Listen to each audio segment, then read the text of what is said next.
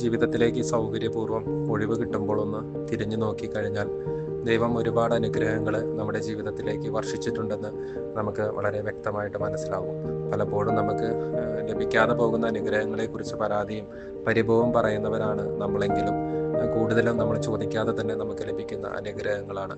ഇതിലേറ്റവും പ്രധാനപ്പെട്ട അനുഗ്രഹം ഏതാണെന്ന് ചോദിച്ചാൽ ഒരുപക്ഷെ നമുക്ക് കൃത്യമായിട്ട് പറയാൻ സാധിക്കണമെന്നില്ല. പക്ഷേ നമ്മുടെ സംസാരശേഷി ഇതിൽ വളരെ പ്രധാനപ്പെട്ട ഒരു അനുഗ്രഹമാണ്, നന്മയാണ് എന്ന് നമുക്ക് തിരിച്ചറിയാനാകും. നമുക്ക് ഓരോരുത്തർക്കും സംസാരിക്കാനാകാത്ത ഒരു സ്ഥിതിവിശേഷം ഒന്ന് ചിന്തിച്ചു നോക്കിയേ. എളുപ്പമല്ല. നമ്മുടെ ഉള്ളിലുള്ള കാര്യങ്ങൾ നമുക്ക് മറ്റുള്ളവരോട് പങ്കുവയ്ക്കാൻ കഴിയാതെ നമ്മൾ ഒരുപാട് ക്ലേശം അനുഭവിക്കേണ്ടി വരും. അങ്ങനെയുള്ള മനുഷ്യരെ നമ്മൾ കണ്ടുമുട്ടുന്നുണ്ട്.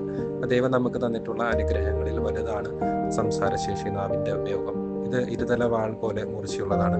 ചില സമയങ്ങളിൽ അനുഗ്രഹപ്രദമാകും, മറ്റു ചിലപ്പോൾ ഉപദ്രവവുമാകും നാവിൻ്റെ ഉപയോഗം. പല യുദ്ധങ്ങളും ആരംഭിച്ചതും പല യുദ്ധങ്ങളും അവസാനിച്ചതും സംഭാഷണങ്ങളിലൂടെയാണ്. നാവിൻ്റെ ശരിയായ ഉപയോഗം മൂലം നാവിൻ്റെ തെറ്റായ ഉപയോഗം മൂലവുമാണ്. അപ്പോൾ ഈ കാര്യത്തിൽ വളരെ ശ്രദ്ധയുള്ളവരായിരിക്കണം എന്ന് ഇന്നത്തെ സുവിശേഷം നമ്മളെ ഓർമ്മപ്പെടുത്തുന്നുണ്ട്. സമരിയാക്കാരി സ്ത്രീയുടെ സുവിശേഷ ഭാഗമാണ് നമ്മളിന്ന് വായിച്ചു കേട്ടത്. യോഹന്നാന്റെ സുവിശേഷം 1 തൊട്ടുള്ള തിരുവചനങ്ങൾ.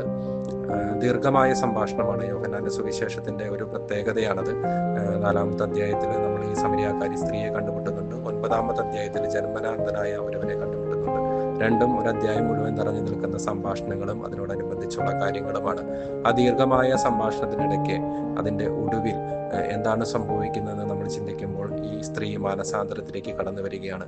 ആ സ്ത്രീ മാത്രമല്ല, ആ സ്ത്രീയോടൊപ്പം ഉണ്ടായിരുന്ന ആ നാട്ടിലെ ജനങ്ങളും വലിയ മാനസാന്തരത്തിലേക്ക് കടന്നു വരികയാണ്.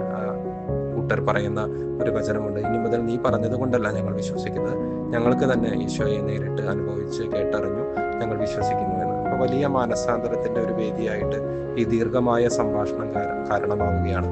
നമ്മുടെ ജീവിതങ്ങളിലേക്ക് നമ്മളും തിരിഞ്ഞു നോക്കാം. നമ്മളും ഒരുപാട് പേരായിട്ട് സംഭാഷണങ്ങളിൽ ഏർപ്പെടുന്നുണ്ട്. ദീർഘവും ഹ്രസ്വവുമായ സംഭാഷണങ്ങളിൽ ഏർപ്പെടുന്നുണ്ട്. ഇതിൻ്റെ എല്ലാം ഏറ്റവും അവസാനം ഫലമായിട്ട് എന്താണ് നമുക്ക് ലഭിക്കുക? നന്മയും സന്തോഷവും രക്ഷയുമാണെങ്കിൽ തീർച്ചയായിട്ടും നമ്മുടെ സംഭാഷണങ്ങളും തികച്ചും ആരോഗ്യപ്രദമാണെന്ന് നമുക്ക് മനസ്സിലാക്കാൻ സാധിക്കും. പക്ഷെ നേരെ തിരിച്ചാണ് നമ്മുടെ ജീവിതത്തിൽ സംഭവിക്കുന്നതെങ്കിൽ തീർച്ചയായിട്ടും നമ്മൾ തിരുത്തലുകൾ വരുത്തണം, ജീവിതത്തിൽ മുന്നോട്ട് കൊണ്ടുപോകണം.